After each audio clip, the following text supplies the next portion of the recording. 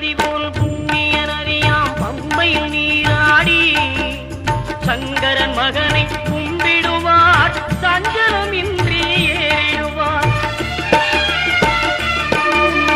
நீலிமலை ஏற்றம் சிவபாலனும் ஏற்றிடுவார். காலமெல்லாம் நமக்கே அருள்காவலனாயிருப்பார். தேகபலம் தா பாதபலம் தா தேகபலம் தா பாதபலம் தா தேகபலம் தாய